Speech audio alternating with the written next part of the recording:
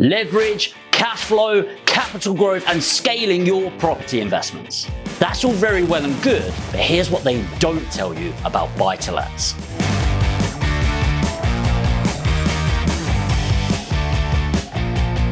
First of all, lendability. Ideally, you will be earning $25,000 or more, you'll have a clean credit history, you'll own your own home, and the buy-to-let you'll go for will have rental coverage at 130% at 5% interest.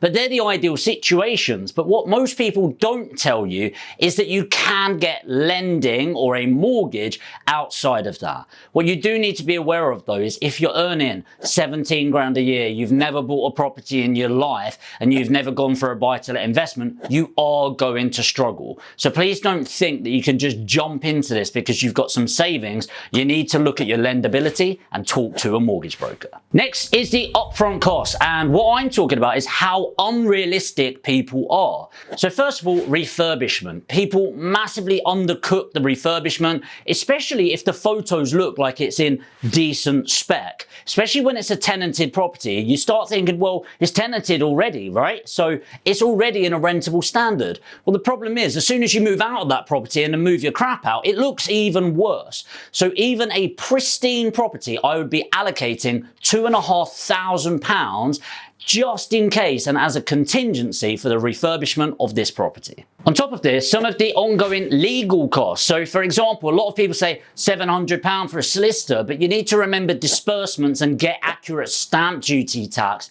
involved in your purchase. Remember, disbursements is everything third party for a solicitor. That's going to end up being another £300 to £400. On top of that, when you're purchasing a buy-to-let property, you need to get your electrical certificates and gas safety. So expect another few £100 that pretty much every single investor I've ever seen their spreadsheets on misses out. Next is the ongoing cost of a buy-to-let property. If it can go wrong, it will go wrong. It's property. You need to bear in mind there's solicitors involved, there's lawyers, there's brokers, there's going to be tenants, there's going to be your maintenance team. And on an ongoing basis, you're dealing with something that's bricks and mortar that's constantly moving over the years with the ground beneath it. Something will go wrong eventually. And so you need to take effective use of both maintenance and management and voids within this. And remember, when you put in 10% in for your maintenance, for example, a lot of people go, well, that's massively excessive. And it is, apart from the fact in 15 years, you've got to buy a new kitchen and a new bathroom. And that's what it's meant to take account of. So think about the long-term ongoing expenses, not just the first year after you've refurbished it. Next, and this is for mainly the buy, refurbish, refinance model, is a lot of people are purchasing with finance, refurbishing in it, and then refinancing onto a new finance model. The problem with that is if you get a buy-to-let mortgage, a majority of them are fixed for the first 2 years as a minimum. And you have something called early redemption charges. This is where if you pull out of the finance on a refinance or you sell the property, within that first 2-year period, you will have ERCs, early redemption charges. Often these are north of £2,000. Not a lot in the grand scheme of things, but pretty much everyone I come across misses these out completely and have to learn the lesson the hard way down the line. This is especially important if you're using other people's money to invest into this and you are £2,000 short in paying them back.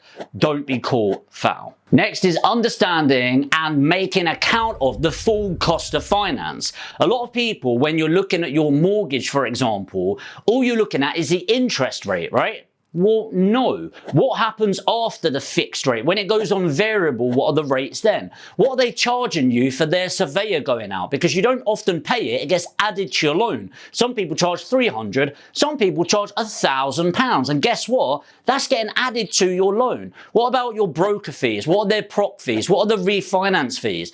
There's a lot more that goes into the lending than just the interest rate. Make sure you have a full account of the cost before you take action action and moving forward. Next, and this is a big one, there is a huge amount of paperwork and a huge amount of compliance. In fact, there's over 100 different regulations to take account of when letting out your property. So if you are doing your numbers on scaling a portfolio, I massively believe in getting a compliant lettings manager in place to run it for you. Sure, a good lettings manager is going to cost you 10% plus that, but they take care of so much compliance that you just wouldn't have any idea about. And by the way, nor should you. Ultimately, the responsibility falls back on you, but the manager takes the responsibility of getting that into action. So please don't self-manage and think it's an easy job. There's a lot of compliance that you need to factor in. Finally, expect problems. Like I said, there's so many moving parts. When you're buying the property, you've got your lawyer, the vendor's lawyers, you've got to rely on the vendor not pulling out, you've got to get the broker involved, make sure they communicate in the best way, understand your situation,